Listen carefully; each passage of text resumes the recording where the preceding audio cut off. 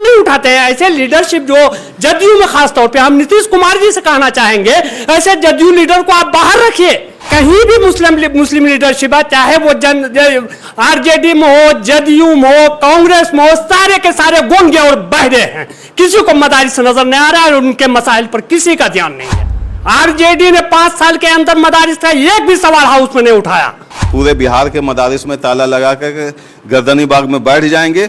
उस वक्त तक बैठेंगे जब तक हुकूमत हमारी मांग को पूरी नहीं करती। हुकूमत या तो हमको हमारी मांग के साथ घर वापस करे और नहीं तो हम लोगों को यहाँ गोली मरवा दे। दिल हमारा आप अगर शाद करेंगे तो हम भी खुशी में नीतीश जिंदाबाद करेंगे। लंबित हमारी मांग को बस मान लीजिए, वरना गर्दनी बाग को फिर आबाद करेंगे। चुनाव से पहले जहां बिहार में सभी सियासी पार्टियां अक़लियती वोटों को रिझाने की कवायद में जुटी हैं, वहीं बिहार के मदरसे से जुड़े लोग सरकार के खिलाफ अब हल्ला बोलने वाले हैं। कहीं ना कहीं बिहार विधानसभा चुनाव को लेकर ये एक ऐसा सियासी मंजरनामा तैयार हो रहा है कि सियासी पार्टियों को सोचने पर मजबूर करेगा। हमारे साथ मदरसा डेवलपमेंट ऑर्गेनाइजेशन के लोग हैं, प्रेस कॉन्फ्रेंस अभी कर रहे थे। मदरसों के सवाल पर धरना प्रदर्शन का आगाज़ करने वाले हैं। क्या सवाल है, हम इनसे बात करते हैं। पहला सवाल कुद्दूस साहब आपसे, किस इशू को लेकर आप लोग आगे बढ़ रहे हैं? देखिए, मदारिस के बहुत सारे इशू हैं, उसको लेके हम बढ़ रहे हैं। और आप देखे होंगे कि 12 तारीख को अभी पूरे बिहार के ज़िला हेडक्वार्टर पर असातिज़ा ने मुजाहरा किया है और डीएम को मेमोरेंडम दिया है। ये शुरुआत तो हम 12 को कर दी। शुरुआत आपने कर दिया है, तो मुद्दा क्या है आज का? प्रेस कॉन्फ्रेंस के जरिए क्या बताना चाह रहे हैं? ये बताना चाहते हैं कि बिहार के अंदर जो मदारिस हैं वो आज के मदारिस नहीं है, 1912 से शुरू होता है और आज तक के मदारिस हैं। ये 2022 के एक्ट, 1981 के एक्ट को अगर पढ़ेंगे तो उससे बिल्कुल हट करके उन्होंने उसका एक रूल उसी से लिया है। रूल लिया है, जो बहाली का रूल आप बता रहे हैं, उस सिलसिले में कह रहे हैं? हाँ, उसी सिलसिले में। उसमें कई रूल है, जिसमें एक मैनेजिंग कमेटी के इख्तियारात को ख़त्म कर देना है। मदरसा बोर्ड के जो इख्तियारात हैं उसमें भी बहुत कमी कर दिया गया है। चलिए आपसे फिर सवाल करते हैं। महताब साहब, ये वही असातिज़ा हैं जो कह रहे थे कि नीतीश कुमार ने काफ़ी अच्छा काम किया और चुनाव में जो है सपोर्ट भी जो है मदरसे के लोगों ने किया है। आखिर क्या वजह है कि अभी 2025 में विधानसभा का चुनाव होना है और उससे पहले जो है आप लोग एक तरह से कहें मदरसों को लेकर फिर संघर्ष करने जा रहे हैं? क्या कहेंगे, क्यों नाराज़गी है, क्या चाहते हैं आप लोग? नहीं, नाराज़गी जाहिर सी बात है कि नाराज़गी होगी। नीतीश कुमार जो मौजूदा वज़ीर आला हैं, हर जगह खुद कह रहे हैं कि हम मदरसा शिक्षकों को भी स्कूल के बराबर सैलरी और तमाम सुविधाएं दे रहे हैं, जबकि मदरसा शिक्षकों को सिर्फ स्केल और डीए के अलावा कुछ नहीं मिल रहा है। हमको इंक्रीमेंट से महरूम रखा गया, हमको मेडिकल से महरूम रखा गया, हमको हाउस रेंट नहीं मिलता है, जबकि ईपीएफ किसी भी कर्मचारी का मौलिक अधिकार होता है। इंक्रीमेंट वो फंडामेंटल राइट है। एक छोटी सी कंपनी, प्राइवेट लिमिटेड कंपनी, जहां 10 लोग रहते हैं, काम करते हैं, पूरे तो बिहार इंक्रीमेंट मिलता है। पूरे बिहार में आप लोगों के मतलब मदरसे से जुड़े लोगों ने मुजाहरा किया, एक तरह से कहा जाए, धरना प्रदर्शन किया। अब आज के प्रेस कॉन्फ्रेंस के बाद आप लोग क्या करेंगे पटना में? नहीं, 12 को प्रोग्राम के बाद हमने पहले से हमारा प्रोग्राम फाइनल था कि 14 को हम प्रेस कॉन्फ्रेंस करके इसके ज़रिए अपनी बात हुकूमत को पहुंचाएंगे। 16 तक हम इंतज़ार करेंगे, नहीं तो 17 से हम गैर मुअय्यना मुद्दत के लिए अनिश्चितकालीन हड़ताल के लिए हम लोग पूरे बिहार के मदारिस में ताला लगा कर गर्दनी बाग में बैठ जाएंगे। उस वक्त तक बैठेंगे जब तक हुकूमत हमारी मांग को पूरी नहीं करती। हुकूमत या तो हमको हमारी मांग के साथ घर वापस करे और नहीं तो हम लोगों को यहाँ गोली मरवा दे, हम पर रोलर चलवा दे। हम जिंदा यहाँ से अगर जाएंगे तो कुछ लेकर के जाएंगे, ये हम लोगों का अज़्म है इंशाल्लाह। तो ये कहीं ना कहीं सरकार में जो शामिल जो मुस्लिम लीडरशिप है उसके ऊपर एक बड़ा सवाल है। फिर सवाल है कि मुसलमानों से ताल्लुक जो मसले हैं, ख़ास तौर से शिक्षा से ताल्लुक, एजुकेशन से ताल्लुक, जो मदरसे के मसले हैं उस पर क्यों खामोशी है? क्या उन्हें मालूम नहीं है कि मदरसे के टीचर किस हिसाब से ज़िंदगी गुजार रहे हैं? क्या उनके साथ मसले हैं? अगर नहीं मालूम है और टीचर धरना पर जाते हैं चुनाव से पहले, तो कहीं ना कहीं उनके ऊपर भी एक सवाल खड़ा होगा। 1637 का मसला बड़ा गंभीर है। 1637 मदरसों के लोग जो है बार बार आ रहे हैं मदरसा बोर्ड में, बार बार जो है अपने सवालों को उठा रहे हैं, कोई सुनने वाला नहीं, कोई पूछने वाला नहीं। आप लोग क्या कर रहे हैं उसके लिए? इस पर मदरसा बोर्ड के चेयरमैन से बात हुई है, सेक्रेटरी से भी बात हुई है। इस पर दबाव हम लोगों ने बनाया कि भाई जो कुछ आपके पास आ चुका है, जितनी भी रिपोर्ट आप है, आप सरकार को भेज तो दीजिए। तो करते कराते हुए अभी कहिए कि जाके फाइनल हो पाया है, लगभग 600 मदारिस हैं उसमें, जिसका रिपोर्ट सही सलामत है, बिल्कुल अच्छा है। तो 16 तारीख को जो मीटिंग बोर्ड ने रखा है, हम ही लोगों कहने पर रखा है, और ये करके हम समझते हैं सरकार को भेज दी जाएगी। तो मदरसे के हाफिज भी हैं आप बताइए, आप इधर आ जाइए आगे, क्या दिक्कत परेशानी है आपको, क्या दिक्कत परेशानी है? ये कहा जा रहा है कि चपरासी से कम सैलरी आप लोगों को मिल रही है। जी बिल्कुल सही बात है, इसलिए कि जो सरकार का जो गजट है, एक्ट है 2022, उसमें सरकार ने कहा कि इंटर से नीचे हम बहाली नहीं करने जा रहे हैं, और हाफिज़ एक शिक्षक का पद है, इसलिए हाफिज़ को इंटर से नीचे जो है चपरासी के बराबर तनख्वाह देना है। सरकार खुद अपने जो है एक्ट का उल्लंघन कर रही है, इसलिए सरकार से हम ये मांग करते हैं जो आपने एक्ट बनाया 2022 का, उसको इम्प्लीमेंट करते हुए हाफिज़ को मौलवी का स्केल दिया जाए। तो पहले से टीचरों की जगह खाली है, वैसे भी मदरसा बंद होने के कगार पर है। महताब साहब ने कहा है कि मदरसों में ताला बंद करके लोग यहाँ आएंगे एहतजाज कर। जी, हमारे मदारिस में जितने भी असातिज़ा मुलाजिमीन या काम कर रहे हैं, तो उनका सैलरी बिहार सरकार कहती है, हमारे माननीय नीतीश कुमार जी कहते हैं कि हम स्कूल के बराबर देते हैं, लेकिन ऐसा धरातल पर कुछ है नहीं। स्कूल के बराबर क्या कि स्कूल के 1/4 में भी हमको तनख्वाह नहीं मिलती है।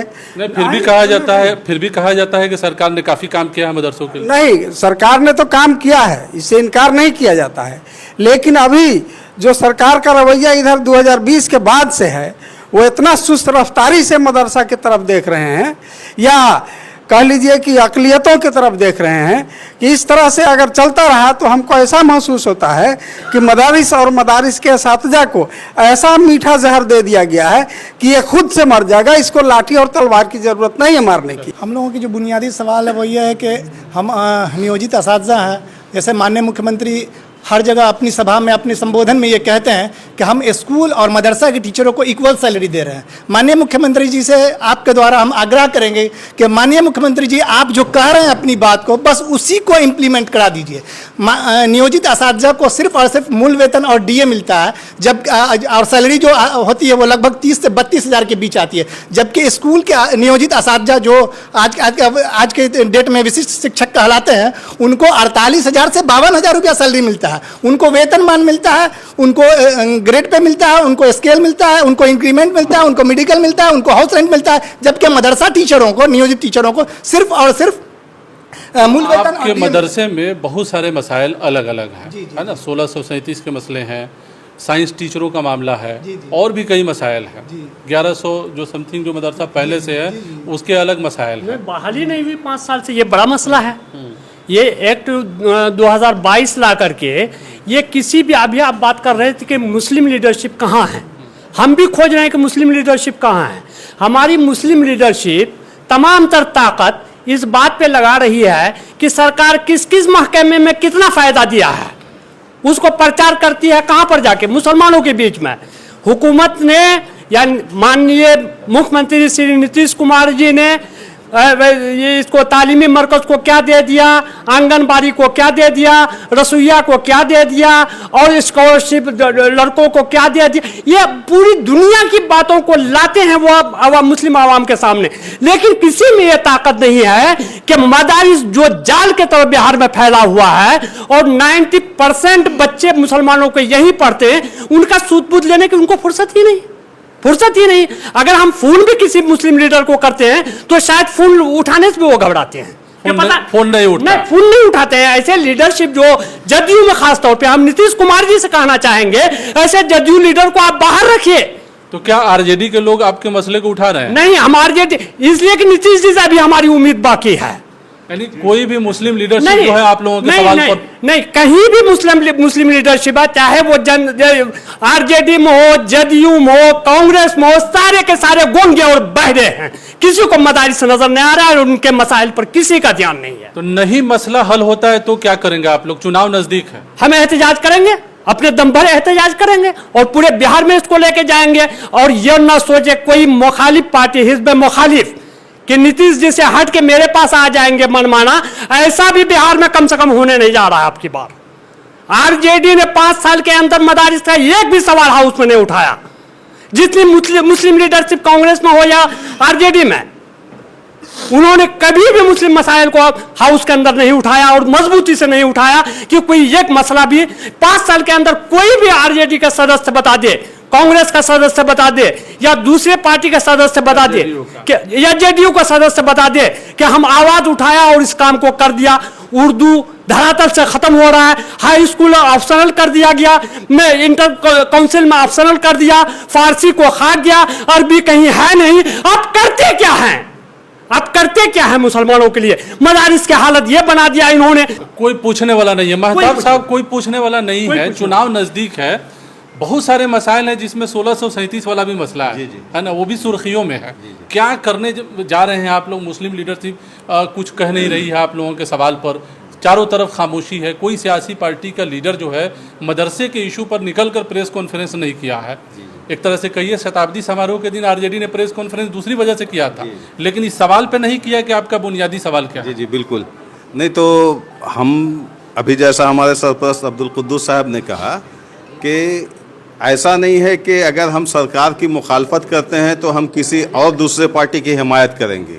आप याद कीजिएगा कि आजकल वोटिंग में एक ऑप्शन नोटा का भी आता है, हम उधर जाएंगे, किसी की हिमायत नहीं करेंगे। अगर हम हुकूमत की, मौजूदा हुकूमत की मुखालफत करेंगे तो हिमायत हम किसी की नहीं करने जा रहे हैं, हमारा वोट नोटा में गिरेगा। और एक बात और आपको बता दें कि मदारिस असातिज़ा की ताकत का अंदाज़ा शायद हुकूमत को कुछ है, चूँकि लगभग 3942 मदारिस, 1637 और ये सब मिला करके 3942 मदारिस हैं बिहार में। हर मदरसा के जो हाफिज़ के पोस्ट पर होते हैं वो अपने इलाके के इमाम होते हैं। हमारे कौम में इमाम की एक बहुत बड़ी अहमियत होती है, और उसी को चपरासी से कम सैलरी मिल रही है, चपरासी से कम सैलरी मिल रही है, जबकि उसकी अहमियत हमारे कौम में बहुत बड़ी है। मैं सबके पैर पड़ करके ये कहूँगा कि ऐलान कीजिए अपने अपने इलाका में कि किसी हुकूमत को, किसी पार्टी को वोट नहीं दीजिए, अपना वोट नोटा में दीजिए, अगर मसले हल नहीं होते। बिल्कुल बिल्कुल।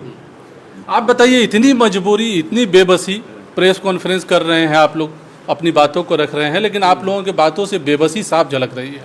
नहीं, मैं सबसे पहले ये कहना चाह रहा हूँ आपके चैनल के माध्यम से, जितने भी हमारे जो जदयू के मुस्लिम लीडर हैं, चूँकि हम लोग जदयू से हैं, हम लोग नीतीश से हैं, नीतीश जी के शुरू से हम लोग फॉलोअर हैं और नीतीश जी ने हम लोगों के लिए जो भी कुछ किया है वो किया है। लेकिन आज मेरा सवाल उन नेताओं से है जो आज हमारा जो इस्तेसाल हो रहा है पूरे बिहार में, आज हमको जो दोहरी नीति से नज़र से देखी जा रही है, तो क्यों खामोश है आप लोग?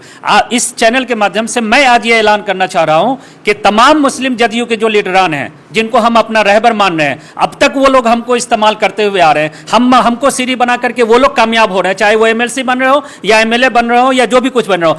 आज मैं उनको ये कहना चाह रहा हूं कि अगर 16 तारीख तक आप लोग सब लोग मिलकर के एक साथ बैठ करके अगर हमारे मसाइल को मुख्यमंत्री तक नहीं पहुंचाए तो हम लोग आपका भी बाइकाट करेंगे, इसमें कहीं कोई दो राय नहीं है। तो मैं ये बताना चाहता हूं कि हम क्या करेंगे। दिल हमारा आप अगर शाद करेंगे, दिल हमारा आप अगर शाद करेंगे तो हम भी खुशी में नीतीश जिंदाबाद करेंगे। लंबित हमारी मांग को बस मान लीजिए, वरना गर्दनी बाग को फिर आबाद करेंगे। अफसोस का मकाम ये है कि ना जाने दर्द कहाँ कहाँ होता है, ना जाने दर्द कहाँ कहाँ होता है। अगर एक जगह होता तो कहता यहाँ होता है, यहाँ होता है। बहुत अफसोस के साथ ये आपके चैनल के माध्यम से मुझे कहना पड़ रहा है कि हम लोग 2013 से, और हमारे पुराने हुफाज बहुत पहले से जो है इस हुफाज के मामले को लेकर आगे काम कर रहे थे, लेकिन 2013 से हम लोग लगातार जो है कभी जो है शिक्षा विभाग में, कभी मदरसा बोर्ड में, मदरसा बोर्ड के बहुत सारे चेयरमैन भी आए, लेकिन सबों ने हम लोगों को ये कहा कि नहीं, आप लोगों के साथ जो है नाइंसाफ़ी हुई है, हम लोग इसको लिख करके देते हैं, आप लोगों का काम हो जाएगा। लेकिन आज तक हम लोग सरकार से भी मांग किए, मुख्यमंत्री को भी हम लोग अपना जो है मेमोरेंडम दिए, लेकिन आज तक हम लोगों के, चलिए आज तक काम नहीं हुआ। बहुत शुक्रिया ये हमसे बात करने का। तो ये मदरसे के वो असातिज़ा हैं जो अपनी मांग को लेकर प्रेस कॉन्फ्रेंस कर रहे हैं और सरकार को कह रहे हैं कि अगर हमारी मांग मानी नहीं गई तो फिर धरना प्रदर्शन होगा, सरकार के खिलाफ संघर्ष होगा। यहीं से एक सवाल उठता है मुस्लिम लीडरशिप का भी, इसलिए कि मुस्लिम लीडरशिप का भी इन्होंने नाम लिया है कि आखिर वो खामोश क्यों है, क्यों इनके मसले को लेकर आवाज़ नहीं उठ रही है, क्यों इनके समस्याओं को लेकर वो मुख्यमंत्री तक नहीं जा रहे हैं या वहाँ तक बात पहुँचाई नहीं जा रही है। क्या मदरसा उनके स्ट्रेटजी में शामिल नहीं है? क्या मदरसों में पढ़ाई नहीं होती है?